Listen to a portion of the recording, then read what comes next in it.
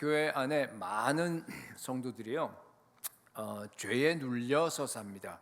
육신과 정욕이 시킨 대로 이끌려 가고 죄의 지배 아래서 살아갑니다. 그런 분들의 특징은요, 주님이 주시는 그 참 평안과 기쁨이 없습니다. 담대함과 확신도 물론 없고, 그리고 염려와 그리고 두려움에 휩싸일 때가 굉장히 많습니다. 물론 가끔 은혜 받습니다. 또 성령 충만할 때도 있어요. 그렇지만은 그때뿐입니다. 잠시 반짝하다가 다시 원래대로 돌아갑니다. 왜 그렇습니까? 영적으로 왜 치고 올라가지 못합니까? 좀 올라가다 떨어지고 왜 반복합니까? 죄 때문입니다. 우리 예수님께서 우리를 십자가에서 피를 흘려서 구속해 주시고 어둠에서 건져내어서 하나님의 그 나라로 옮겨 주었을 때는 우리로 하여금 그런 삶을 살라고 하신 것은 아닙니다.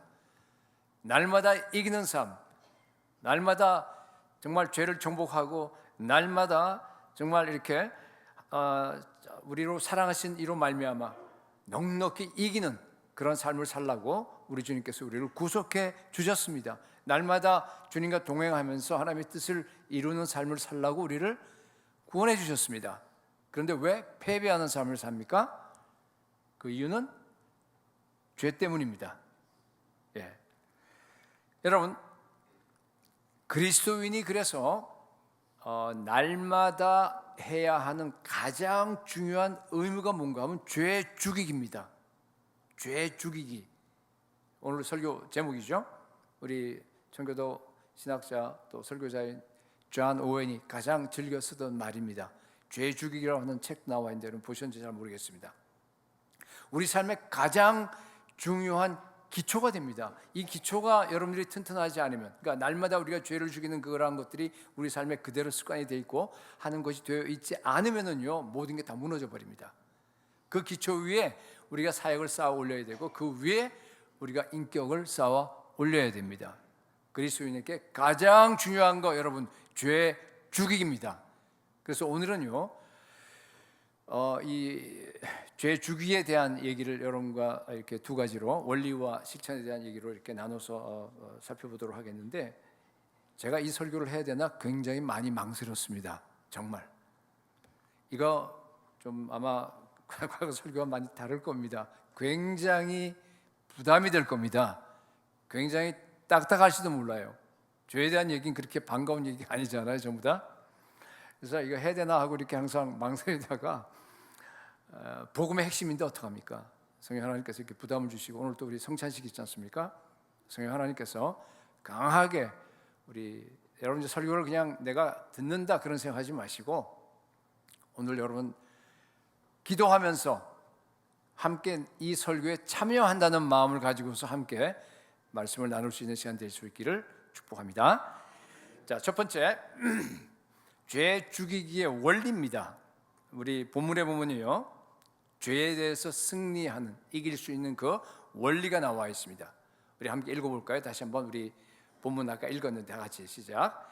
죄가 너희를 주장하지 못하리니 이는 너희가 법 아래 있지 아니하고 은혜 아래 있습니다. 원리가 단순합니다. 어떻게 하면 되죠? 우리가 다 은혜 아래에 있으면 됩니다. 그러면 죄가 우리를 주장하지 못합니다.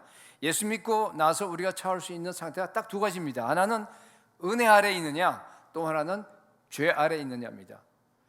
은혜의 지배를 받느냐, 죄의 지배를 받느냐, 중간은 없어요. 만약 내가 은혜의 지배를 받지 않고 있다는 얘기는, 그 말은 한마디로 얘기하면 내가 지금 죄의 지배 아래에 있다라는 뜻입니다. 여러분, 죄와 은혜는 다 실제적이에요. 이게 무슨 개념이나 그런 거 아닙니다. 내가 죄 아래에 있는지 은혜 아래에 있는지 내가 알아요. 죄와 은혜는 힘입니다. 그래서 이 죄 아래에 있다, 은혜 아래에 있다를 갖다가 이렇게 생각하면 좋을 것 같아요. 내가 어떤 세력권 안으로 들어간다고 생각하시면 됩니다. 그죠? 전에 한번 얘기한 것 같은데, 은혜의 고기압, 죄의 저기압. 내 마음의 하늘에 하나님의 은혜가 임해요. 내가 은혜의 지배 아래 있게 되면 어떻게 되냐면요, 맑은 그 하늘의 의의 태양 되신 예수 그리스도 또렷하게 보입니다. 그래서 그분과 교제합니다. 그분의 기쁨과 평안과 충만함이 나한테 넘치는 겁니다. 근데 만약에 죄의 지배 아래 내가 들어가잖아요. 그러면은 죄악의 먹구름이 그냥 내 마음의 하늘을 다 덮어버려요. 시커멓게. 하나님이 안 보입니다. 하나님을 내가 느낄 수가 없어. 하나님 마치 안 계신 것 같습니다. 죄악의 비바람이라도 불어오게 되면은요, 그냥 막 짜증나고 지치고, 게다가 뭡니까? 낙심하고 우울증, 두려움, 그 속에 다 휩싸여 버립니다. 여러분, 그래서요, 죄를 이기는 원리는 간단합니다. 뭡니까? 매 순간 은혜의 지배 아래로 여러분 들어가셔야 됩니다. 그러면은 죄의 저기압을 은혜의 고기압이 그냥 밀어내 버립니다. 그리고 언제나 죄와 이길 힘을 우리가 얻을 수 있고, 우리가 언제나 늘 충만하고 하나님의 뜻을 이룰 수 있는 그런 삶을 살게 되는 겁니다. 간단하죠? 여러분 다 은혜 아래에 사시기 바랍니다. 예수 믿고 중생할 때 여러분 죄의 문제가 단번에 다 해결돼 버리면 참 좋겠어요. 근데 그렇지 못합니다. 예수 믿고 나서도 우리 중생한 다음에도 우리에게 뭐가 남죠? 원죄가 남습니다. 그렇죠? 원죄, 아담에서부터 내려와서 부모를 통해서 그냥 누구나 다 갖는 그 원죄가 있는데, 원죄를 갖다 우리가 두 가지로 나눌 수 있습니다. 하나는 죄의 책임, 죄책이라 그러고요, 나머지는 오염이라 그래요. 이 죄책은 우리가 예수를 믿고 또 우리 그런 순간 우리 주님의 그 십자가의 보혈로 즉시에 다 씻어버립니다. 다 용서돼 버립니다. 즉시에. 그죠? 로마서 나와 있는 말씀처럼 말이죠. 8장 2장에 나와 있는 것처럼 그리스도 예수 안에서 있는 생명의 성령의 법이 죄와 사망의 법에서 너를 해방했다 그랬습니다. 즉시로 해방돼요. 근데 문제는 죄책은 그렇게 다 문제가 없는데 뭐가 문제예요? 오염은 그대로 남습니다. 마치 우리 마약 하다가 잡혀간 사람이요, 죄를 다 이제 가서 감옥소에 들어가서 형기를 다 마치고 출소했어요. 마약도 다 끊었어요. 그럼에도 불구하고 그 마음 속에는 마약으로 향하는 힘이 남아 있습니다. 그래서 삶이 좀 힘들어지고 어려워지고 그러면 어떻게 되죠? 다시 건드리고 하는 거 여러분들 잘 아실 겁니다. 마찬가지입니다. 그죠? 우리는 전에 어디 있었어요? 죄와 사망의 법 아래 있었습니다. 그런데 예수 그리스도의 십자가의 보혈을 우리가 믿고 그걸로 인해서 우리가 다 속량함을 받았어요. 그럼에도 불구하고 죄책이 다 사라졌음에도 불구하고 더 이상 우리를 갖다가 건드릴 수 없어요. 그렇죠? 우리가 이제는 하나님의 법정에서 너는 죄인이 아니고 의인이다 하고 선포를 합니다. 그럼에도 불구하고 우리 안에 오염은 그대로 남는다는 겁니다. 그렇다 해서 우리가 죄성이라 그래요. 죄의 성품, 아담의 성품, 옛사람의 성품 다 같은 얘기입니다. 중력과 같아요. 우리 인식하지 못합니다. 중력을 갖다가. 그죠? 그러나 어마어마한 힘이 우리를 갖다가 끌어당기고 있습니다. 지구가. 마찬가지예요. 매일 매 순간 여러분 어마어마한 죄의 힘이 여러분들을 끌어당기고 있어요. 잠시도 쉬지 않습니다. 가만히 있어도 우리 가운데서 죄가 생산된다 그랬죠. 심지어 자고 일어나더라도 죄의 그 잡초가 우리 안에 무성하게 있는 걸 갖다 여러분들이 아마 느낄 때가 있을 겁니다. 죄성 때문입니다. 자, 지금부터 중요한데 우리에게 이런 죄성이 다 있어요. 너무나 정말 참 안 좋은 거죠, 사실은. 그죠? 그런데요, 이 죄성과 더불어 싸우라고 준 것이 바로 하나님의 은혜입니다. 하나님께서 위에서부터 우리에게 은혜를 부어주십니다. 은혜를 받게 되면요, 마치 우리에게요 투명한 보호막이 딱 형성이 됩니다. 그래서 그죠? 죄가 우리를 터치하지 못합니다. 이 보호막은 특별한 자석이라 그럴까? 하나님께로 끌어다니는 힘이 작용을 하는 겁니다. 하나님의 영광이 즐거워져요. 하나님의 임재가 너무너무 좋아집니다. 그죠? 그 힘이 하나님의 은혜 속에서 나를 갖다가 뿌리박게 합니다. 세월이 갈수록 우리는요 하나님의 은혜 안에서 자라나게 됩니다. 그렇게 우리가 성장하면 성장할수록 더 죄를 이길 수 있는 힘이 더 강해집니다. 더 치밀하게 우리 주님과 동행할 수 있습니다. 더 하나님의 뜻을 명확하게 나를 향한 하나님의 뜻을 알 수 있어요. 그래서 내 삶을 통해서 더 하나님의 뜻을 힘차게 이룰 수 있는 겁니다. 디모데후서 2장 1절에는 이것을 가르쳐서요, 은혜 안에서 강해진다는 표현을 썼어요. 여러분, 죄의 지배가 아니라 은혜 지배 안에서 날마다 은혜 안에서 강해지시기를 축복합니다. 여러분, 우리가 날마다 은혜 안에서 강해져야 하는데 이렇게 강해지라고 하나님께서 특별한 무기를 주셨어요. 그게 뭔가 하면은 은혜의 방편이에요. 많이 들어보셨죠? 은혜의 방편, 은혜의 수단 세 가지 뭡니까? 말씀, 기도, 성례. 성례는 세례와 성찬식을 얘기하는 겁니다. 여러분, 이 은혜의 수단을 되도록 많이 사용하시기 바랍니다. 되도록 많이 사용하셔서 여러분 언제나 은혜를 받고 은혜 아래 항상 머무는 훈련을 하셔야 됩니다. 언제나 은혜 안에 강해지시길 바랍니다. 예, 우리 이제 좀 이따가 설교 끝난 후에 우리 함께 성찬식에 나아갈 텐데 여러분 정말 기대하는 마음으로 하나님께 은혜를 사모하시기 바랍니다. 예수 믿고 은혜의 지배 아래 있던 사람이 사실은 죄에 대해서 더 위험합니다. 왜 그런 줄 아세요? 우리는 죄가 뭔지 알기 때문에, 너무너무 잘 알기 때문에. 불신자들은 잘 몰라요. 그래서 돈 많이 벌리고 건강하고 애들 잘 되고 또 뭐예요? 하여튼 그런 성공하고 하면은요 너무너무 행복하게 잘 삽니다. 근데 우리는 그게 안 됩니다. 왜요? 주님께서 우리를 정말 위해서 몸버려서 우리를 구속해 주시고 우리를 하나님의 자녀로 삼아 주셨는데, 나를 위해서 내 인생을 내가 마음대로 결정해서 내가 원하는 대로 내 방식대로 나를 위해 살아가는 것 그 자체가 뭐예요? 죄입니다. 그걸 우리가 너무너무 잘 알기 때문입니다. 그렇습니다. 고린도후서 5장 15절에는요 그가 모든 사람을 대신하여 죽으심은 살아있는 자들로 하여금, 그 다음에 중요합니다. 뭐라 그랬어요? 다시는 자신을 위하여 살지 않고, 다시는 그들을 위해서, 우리 자신을 위해서, 그런 뜻이에요. 나를 위해서 살지 않아야 합니다. 오직 그들을 대신하여 죽었다 다시 사신 이 누굽니까? 예수 그리스도를 위하여 살게 하려 함이라. 여러분 이 말씀을 잘 새기시기 바랍니다. 내 인생은 내 것이 아닙니다. 우리는 주님의 소유가 된 거 믿으세요? 피로 값주고 사서 우리는 마귀의 소유였다가 이제는 하나님의 소유, 예수 그리스도 소유로 이미 다 옮겨졌습니다. 예수님이 내 인생의 주인인 건 믿으시죠? 그런데 말만 믿는다 그러고 자기가 스스로 주인 노릇하는 것이 바로 죄의 본질입니다. 여러분 죄의 본질이 뭔 줄 아세요? 내가 하나님 노릇하는 거예요. 내가 마음대로 결정하고 내 인생을 내 마음대로 살아가는 게 가장 중요한 죄입니다. 여러분 우리는 죄가 뭔지 알 뿐만 아니라 이미 죄 없는 상태를 다 경험했잖아요. 우리 전부 다 죄의 무중력 상태, 죄가 없이 죄의 중력에서 벗어나서 하늘나라를 경험해서 성령 충만해서 하나님의 영광을 우리가 경험했고, 그리고 우리가 자유함을 갖다 다 누려보셨죠. 그렇습니다. 여러분 이런 거 비슷해. 우주에 가서 우주인이요 무중력 상태를 한번 경험했어.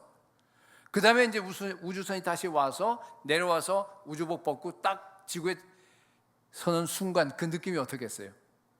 어마어마한 중력이 자기를 누르고 있다는 걸 갖다가 인식할 거예요. 마찬가지입니다. 여러분 우리는 죄의 무게가 어떤지 잘 압니다. 게다가 죄를 안 지으려고 우리가 막 그냥 안간히 힘을 씁니다. 그러다 보니까 죄에 대한 억압이 있습니다. 게다가 마귀가요 여러분들을 갖다 필사적으로 유혹합니다. 그래서요 더 위험합니다. 왜 이런 얘기를 하냐면요, 그래서 아무리 여러분들이 중생했다고 하더라도 계속해서 은혜의 지배 아래 머물러 있지 않으면요 다시 옛날로 돌아갑니다. 근데 옛날로 정도 돌아가는 거면 괜찮는데 그게 아니라요 형편이 더 나빠집니다. 경험하셨어요? 보세요. 베드로후서 2장 22절에 이런 말씀이 있습니다. 개가 그 토하였던 것에 뭐에 돌아간대. 연상되시죠? 그거 봤잖아요 여러분들. 돼지가 씻었다가 더러운 구덩이에 도로 누웠다 하는 말이 그들에게 응하였도다. 그들이 누구예요? 예수 믿고 구원받았다고 하고, 그죠? 거룩하게 살다가 다시 세상으로 돌아간 사람을 얘기해요. 죄 짓고. 21절에도 보니까 의의 도를 안 후에 받은 거룩한 명령을 저버리는 것보다, 와, 그 다음 말씀이 정말 충격적입니다. 뭐라고 되어 있어요? 알지 못하는 것이 도리어 그들에게 나으니라. 차라리 예수 안 믿으면 좋겠다는 얘기예요. 그런 사람들은. 왜요? 그랬으면 나중에라도 회개할 기회라도 있죠. 이제는 반질반질해져서 나중에 그렇게 회개 못합니다. 그런 사람들 여러분 보셨어요? 무서운 경고입니다. 죄송합니다. 제가 사실 강사로서 좀 여러분들 마음에 잘 드는 좀 이렇게 좀 뭐랄까 이렇게 그런 설교를 사실 하고 싶어요. 그런데요, 죄에 대한 설교는 한 번은 여러분들이 들어보는 게 좋겠다는 생각이 들었어요. 좀 지금까지 왔는데 여러분 지금 정말 기도가 필요합니다. 그렇죠? 성령 하나님께서 이 시간 우리를 방해하고 우리를 죄나 이런 데서 좀 이렇게 거부감을 느끼게 하는 그 모든 악한 영들은 다 여기서 떠나갈지어다. 철저하게 여러분 정말 이건 뭐 여러분들 위해서 설교하는 거고 저를 사실 향해서 설교를 하는 겁니다. 여러분 우리 안에 죄의 무게가 이거 만만치 않아요. 우리 안에 죄의 번식력 이거 정말 어마어마합니다. 매 순간 죄의 유혹과 더불어 싸워야 됩니다. 여러분 하루 이틀 아니잖아요. 10년 20년 또 아니야. 이게 뭐예요? 죽을 때까지 싸워야 돼. 잘 싸우다가 어쩌다 한 번씩 그냥 여러분 무너져 봤어요? 무너집니다. 그러면요 내 안에서 로마서 7장의 탄식이 그냥 튀어나옵니다. 주님, 내 안에 선한 것이 하나도 없습니다. 내가 원하는 것은 하지 않고 내가 미워하는 것을 내가 두려워합니다. 내 속사람은 하나님의 법을 즐거워하는데 내 안에 다른 법이 있어서 내 마음의 법과 싸워서 나를 죄의 법 아래로 사로잡아 오는도다. 오호라 나는 공고한 사람이로다. 이 사망의 몸에서 나를 누가 건져내랴. 여러분 그 탄식을 여러분 몇 번이나 하셨어요? 정말 많이 하셨죠? 그죠? 혹시 이 중에서 목사님 저는 그런 탄식 한 번도 한 적 없는데요, 만약 그런 분이 있다 그러면요 정말 구원받은 사람인지 많이 의심스럽습니다. 왜냐하면 죄가 뭔지 모르든가 죄에 대해서 무감각하거나 아니면 예수님처럼 죄를 한 번도 지지 않았던가. 여러분 그런 절규는 나쁜 거예요. 그런 절규 안 해야 돼요. 사실 여기에 정말 제가 이제 얘기하는 늘 여러분들이요, 저 여러분들이 은혜의 지배하에 만약 있다고 한다면은 이런 절규를 할래야 할 수 없습니다. 여기 로마서 7장에 나와 있는 바울의 이 절규, 이 정말 탄식은요, 이거는 바울이 예수 믿기 전에 그 율법 아래 있을 때의 그 비참한 상태를 갖다 거기다 표시한 거예요. 그런데 여러분 설령 중생하고 성령 받고 나서도 우리가 계속해서 은혜의 지배 아래 살지 못하면요 똑같은 절규가 나오는 겁니다. 왜 그래요? 우리 안에 은혜가 고갈돼 버리면 어떻게 되죠? 내 안에 자동적으로 뭐가 일어납니까? 죄가 번식해요. 자동적으로 죄가 나를 그냥 다 덮어버립니다. 죄가 나를 지배합니다. 죄의 지배 아래로 그냥 자동적으로 들어가는 겁니다. 여러분 초이스가 둘밖에 없어요. 이게 우리의 현실입니다. 여러분 항상 깨어있기를 축복합니다. 여러분 이 땅에서 매 순간이 위험한 현실임을 자각하시기 바랍니다. 불행하게도 오늘날 많은 성도들이요 제가 지금 말씀드린 이 은혜의 원리 아래에 살지 않습니다. 여러분 은혜 아래 있지 않으면 우리는 죽어요. 은혜의 보호막 아래 우리가 있지 않으면요 마귀가 분명히 우리를 삼켜 버립니다. 우는 사자처럼 두루다니면서. 그런 절박함이 있어야 돼요, 여러분. 근데 그런 절박함이 잘 안 보여요, 많은 사람들에게. 그래서 신자인데도 불구하고 죄가 주장을 하는 겁니다. 여러분 죄송합니다. 무슨 배짱으로 그러세요? 히브리서 6장 4절에서 6절에도 경고합니다. 한번 빛을 받고 하늘의 은사를 맛보고, 이제 우리 얘기하는 거예요, 그죠? 성령에 참여한 바 되고 하나님의 선한 말씀과 내세의 능력을 맛보고도 타락할 수 있어요, 없어요? 네? 타락할 수 있죠. 거기 보니까 타락한 자들은 다시 새롭게 하여 회개하게 할 수 없다 그랬어요. 이는 그들이 하나님의 아들을 다시 십자가에 못 박아 드러내놓고 욕되게 함이라. 아무리 잘 믿는 사람처럼 보이더라도, 아무리 성령을 체험한 사람이라 하더라도 다시 묻습니다. 타락할 수 있다 없다? 얼마든지 있습니다, 여러분. 타락하면 어떻게 된다고요? 영원한 파멸입니다. 여러분, 성도들이 죄의 지배 아래 들어가는 것은 너무너무 끔찍한 일입니다. 있을 수 없는 일이에요. 이건 정말로 무시무시한 일입니다. 동감하세요? 왜 아멘 또 안 해요? 다시 얘기합니다. 성도들이 죄의 지배 아래 들어가는 것은요, 끔찍한 일입니다. 예, 정말이에요. 여러분, 죄는 정말 이게 참 교묘해요. 우리 예수 믿는 사람들은요, 행동을 하는 죄는 잘 안 해. 뭐 우리가 뭐 도둑질을 합니까? 우리가 무슨 간음을 합니까? 그렇잖아요, 그죠? 우리는 생각으로 다 해. 모든 죄, 그죠? 생각으로 간음합니다. 생각으로 살인까지 합니다. 형제 미워합니다. 살인이잖아요, 그거. 외식합니다. 교만합니다. 근데요, 그런 것도 목사님들이 그냥 죄라고 막 하도 지적해서 하지 말라고 막 하니까 이제는 그런 죄도 잘 안 범하는 것 같아요. 우리 믿는 사람들은. 그죠? 그래서 죄가 생각 속에다 더 작아져 버려서 바이러스처럼 아예 그냥 죄가 조그맣게 돼갖고 내 세포 속에 다 그냥 숨어버렸어요. 예, 죄가 안 보이는 것 같아요. 난 죄 없는 것 같아. 그러다가 여러분, 잠시라도 우리가 은혜의 지배 속에서 벗어나면 어떻게 되게요? 죄에 대한 면역이 사라져버리면 어떻게 돼요? 쳐듭니다. 이 바이러스들이 합체해요. 그래서 한 2, 3일 정도 기도 안 하고 뭐 어떻게 좀 여러분들 은혜 당장 어떻게 되지? 죄가 그냥 즉시로 그냥 다 번식했고 여러분 다 덮어버립니다. 죄의 지배 아래로 들어갑니다. 그러면요, 이미 늦었어요. 죄인 줄 알면서 여러분 죄에 끌려다니잖아요. 그죠? 이거 지금 딴 사람 얘기하는 거 내 얘기하는 거고 여러분 얘기하는 겁니다. 다시 말합니다. 우리가 간음죄, 무슨 뭐 살인죄 이런 얘기하는 거 아니잖아요. 여러분, 용서하고 싶어도 용서하지 못합니다. 뜨겁게 눈물 흘리면서 회개하고 싶은데 회개가 안 되는 거예요. 주님을 정말 뜨겁게 사랑하고 싶고 주께 열정을 갖다 바치고 내 삶을 드리고 싶은데 이게 안 되는 겁니다. 염려와 두려움과 불안과 우울감 속에 빠지고 싶은 사람 누가 있어요? 근데 빠져요, 성도들이. 성경에는 여러분, 게으름도 죄라고 그랬습니다. 게으름도 죄입니다. 말씀 묵상하고 깨어서 날마다 기도하고 날마다 막 그냥 그렇게 해야 되는데 안 되잖아요.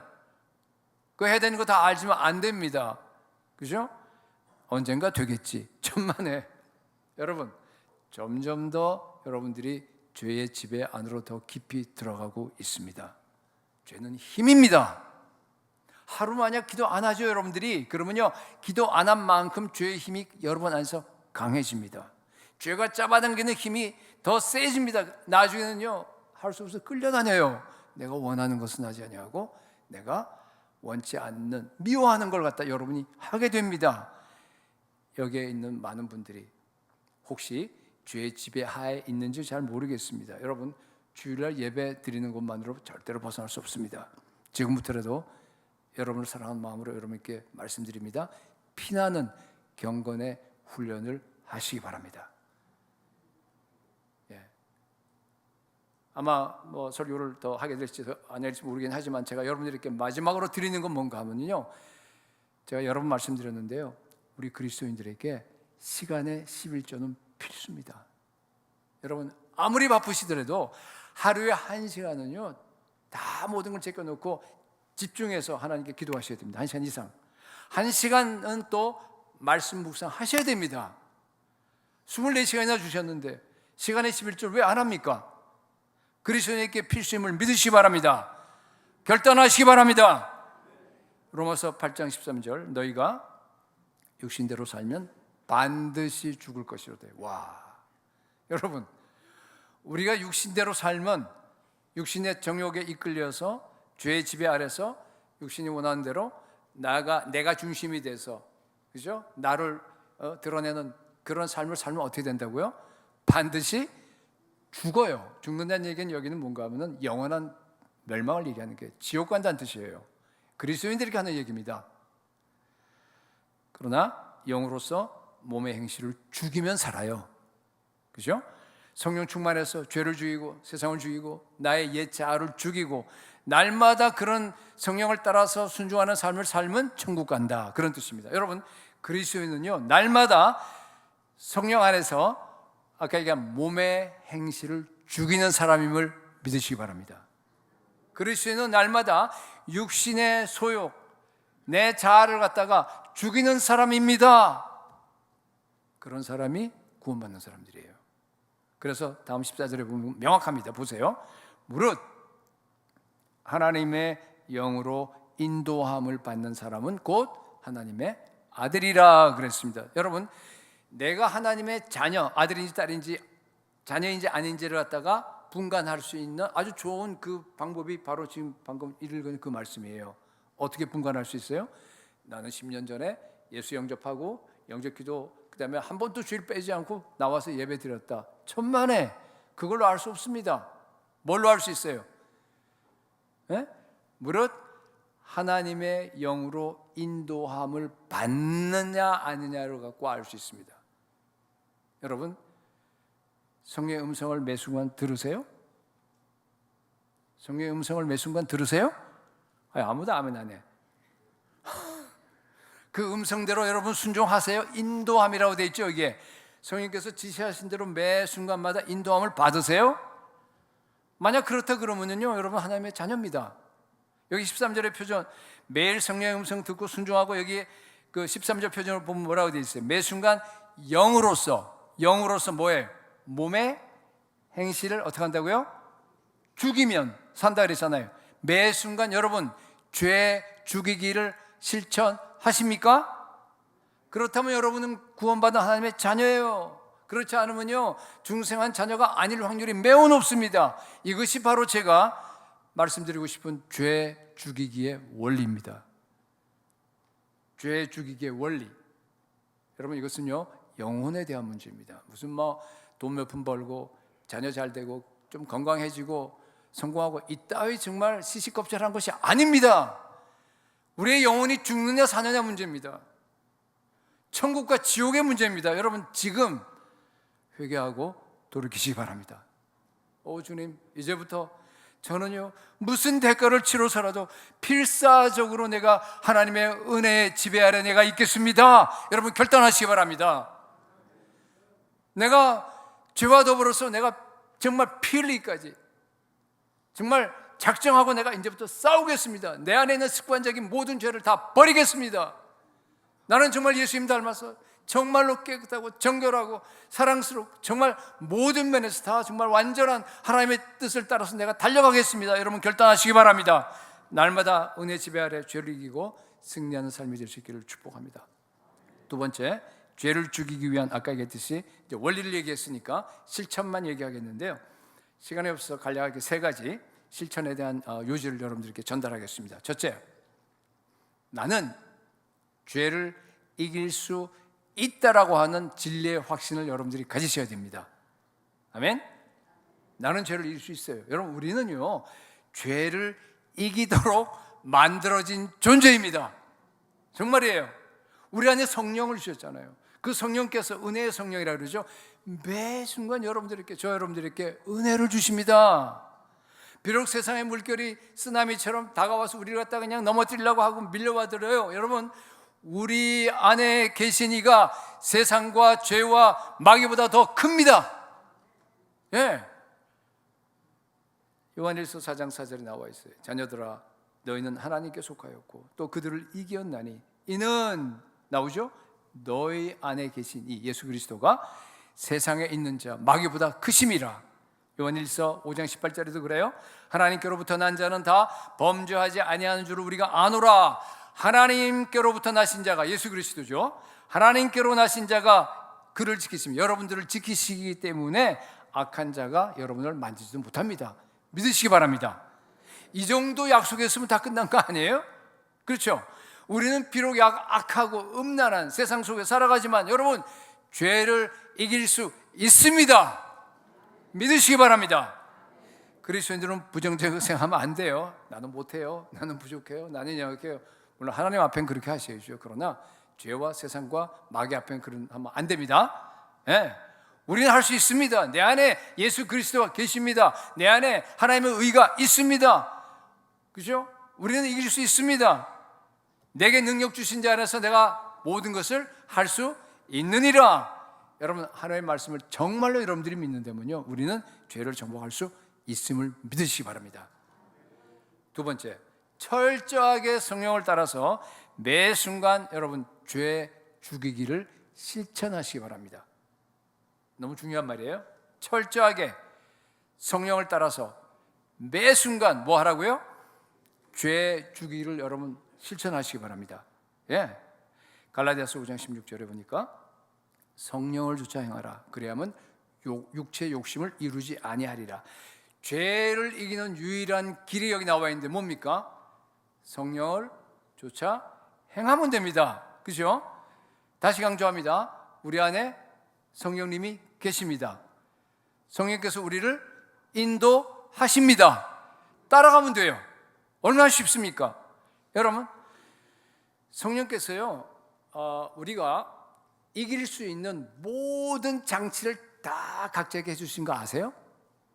네? 우리 안에 성령께서요, 하나님을 사랑할 수 있는 본성을 주셨습니다. 새 본성, 그렇죠? 그죠? 예수 그리스도의 영광을 내가 바라보고 즐거워하고 기뻐하고 하나님의 임재를 갖다가 사모하는 그러한 새 마음을 다 주셨습니다. 죄와 사망의 법이 다 무너졌어요. 이미 우리한테. 우리 안에 뭐가 있어요? 생명과 성령의 법이 이미 나 안에 다 세워졌습니다. 그렇죠? 약속의 말씀도 다 주셨습니다. 그래서요, 성령 충만을 구하면요, 언제나 주세요. 풍성하게 주십니다. 그렇습니다. 성령께서 다시 말하지만은 내가 죄와 세상을 이길 수 있는 모든 장치를 다 저와 여러분에게 이미 다 해 주셨습니다. 이제는 뭐 하면 돼요? 날마다 죄와 대항해서 싸우면 됩니다. 날마다 죄 죽이기를 실천하면 됩니다. 여러분 철저하게 성령을 따라서 성령이 이끄신 대로 여러분 순종하시기 바랍니다. 그러면요, 죄는 저절로 죽어요. 저절로 죽습니다. 죄 죽이란 말을 썼지만 죄에 집중할 필요는 사실 없어요. 어디에 집중하면 되죠? 성령께 집중하면 됩니다. 아멘? 성령께 집중하십시오. 제가 저절로라는 말을 써서 혹시 여러분들이 오해할까 봐서 제가 말하는데요, 어떤 분은 내가 성령 충만해서 내가 은혜 아래만 있기만 하면 그냥 저절로 죄를 이기게 되겠구나. 사실은 그건 아니에요. 무슨 말인가 하면요, 하나님의 은혜는요, 내 자유의지를 초월해서 역사하지는 않아요. 그죠? 내 의지로 내가 먼저 성령께 복종해야지만이 성령께서 하세요. 무슨 의미인지 아시겠죠? 그죠? 그러니까 내가 성령을 쫓아서 내가 협력해야지만이 죄가 죽어요. 내가 협력한다는 말은 내가 협력하지 않을 수도 있다는 얘기죠. 성령이 내 안에 계시지만은 내가 내 자유의지로 내 마음대로, 그죠? 따르지 않을 수 있다는 얘기예요. 그러면 성령께서 은혜 아래 있기 때문에 내가 너 죄를 갖다 그냥 죽여줄게 그렇게 한다고요? 아니란 얘기예요. 여러분, 내가 죄를 죽여야 합니다. 내가 죄를 멀리해야 합니다. 버려야 합니다. 내가 온 마음을 다해서 성령 하나님께 복종하셔야 됩니다. 순종하셔야 돼요. 그러면 죄가 떠나갑니다. 죄를 죽일 수 있습니다. 그래서 만약 이게 중요한 함의를 가지고 있는데, 만약 어떤 분이요 계속해서 죄에 지고 있어요. 우리 습관적인 죄 있죠. 계속해서 죄, 그것만 오면 교만, 정욕, 아니면 그 비난, 남들 비난한다던가, 아니면 뭐 여러 가지 있잖아요. 혈기 뭐 이런 것들, 그죠? 음란, 죄와 맞서서 투쟁하지도 않고 알면서, 자기 습관적인 죄 알면서 매일 별 생각 없이 그냥 직장 다니고 뭐 그러려니 뭐 어차피 연약한데 자녀 키우고, 그러다가 주일날 와서 예배드리고 회개하라니까 하면 회개하고 그냥 가서 똑같은 습관적인 걸 계속 반복합니다. 만약, 그죠? 만약 그렇다 그러면 그게 무슨 뜻이에요, 여러분? 그게 무슨 의미죠? 내가 성령께 불순종하고 있다는 뜻이죠. 그렇잖아요. 그거는 다른 말로 중생하지 못했다는 증거일 수도 있습니다. 여러분 잘 들으세요. 이게 중요한 말입니다. 내가 지금 죄와 더불어 힘겹게 싸우는 모습을 보고 스스로 내가 중생한 것을 알 수 있어요. 매일 내가 성령에 이끌려서 죄 죽이기를 실천하는 성도가 진짜 성도임을 믿으시기 바랍니다. 여러분, 그래서 은혜 안에 사는 것을 갖다가요 완전히 여러분 습관이 되셔야 됩니다. 다시 얘기합니다. 여러분, 은혜 아래 은혜의 지배 아래 사는 것이 여러분의 습관이 되셔야 돼요. 성령 충만해서 성령에 이끌려 사는 것이 여러분 중독이 되시기 바랍니다. 성령 충만에 중독이 되십시오. 경건의 훈련이 여러분 몸에 완전히 배시기 바랍니다. 여러분 눈만 뜨면 기도하셔야 돼요. 내가 의식이 있는 한 끊임없이 하나님을 찾으시기 바랍니다.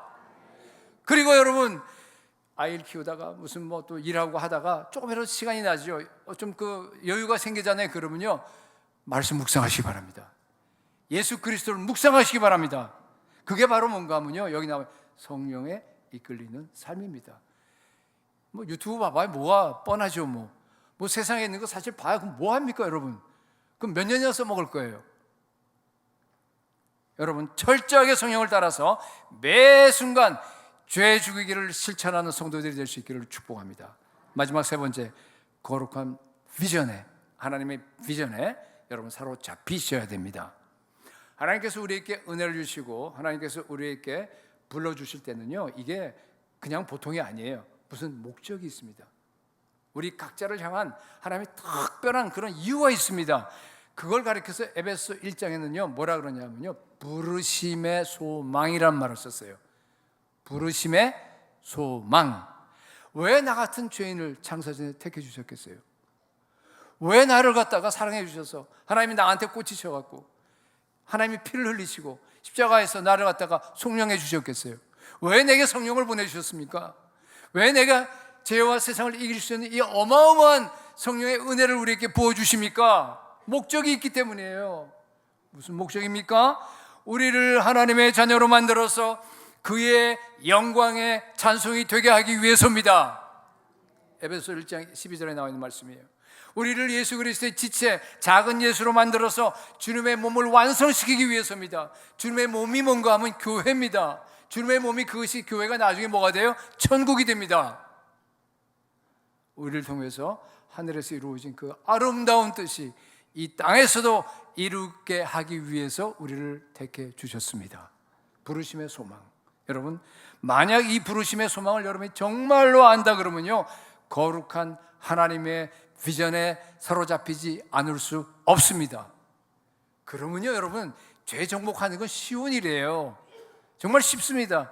여러분 우리는요 일평생 동안 막 그냥 이 힘든 이 습관, 이 죄와 더불어서 싸우다가 이 정말 귀중한 인생을 낭비할 사람들이 아님을 믿으시기 바랍니다. 하나님의 뜻을 이루는 사람들입니다. 다시 강조합니다. 여러분 거룩한 하나님의 비전에 사로잡히면 죄 죽이기는요 아주 쉬워집니다. 구약에는 여러분 잘 아는 요셉이 모델이에요. 그렇죠? 청년 요셉, 종으로 팔려간 요셉. 근데 하나님의 비전에 하나님의 꿈에 사로잡히니까 뭐예요? 죄 짓는 걸 갖다가 거절해 버리잖아요. 신약에는 예수님이 우리의 모델입니다. 언제나 그 정말 성령 충만해서 우리 예수님의 특징은 항상 성령 충만이에요. 그렇죠? 항상 성령 충만이에요. 그래서 예수님께서 이 땅에 보내신 그 뜻을 수행하기 위해서 그 사명에 충성하니까 뭐예요? 죄가 들어올 틈이 없어요. 여러분 그게 우리가 따라야 될 길입니다. 우리의 목표입니다. 여러분 철저하게 죄를 버리고 우리 예수님과 동행하시기 바랍니다. 우리 오늘 본문 다시 한번 읽도록 하겠습니다. 한 목소리로 다 같이 시작. 죄가 너희를 주장하지 못하리니 이는 너희가 법 아래에 있지 아니하고 은혜 아래에 있습니다. 와 너무 중요한 말씀입니다. 여러분 다 외우시기 바랍니다. 여러분 우리는 죄를 이기도록 만들어진 존재입니다. 날마다 정말 죄를 성령을 따라서 은혜 아래 거하시기 바랍니다. 날마다 거룩한 비전에 사로잡혀서 죄를 죽이고 하나님의 뜻을 이 땅에 마음껏 성취하는 정말 축복된 복된 그러한 성도들이 될 수 있기를 예수 그리스도의 이름으로 축복합니다. 우리 찬송가 149장 1절 2절 부르면서 주의 상에 나아가겠습니다.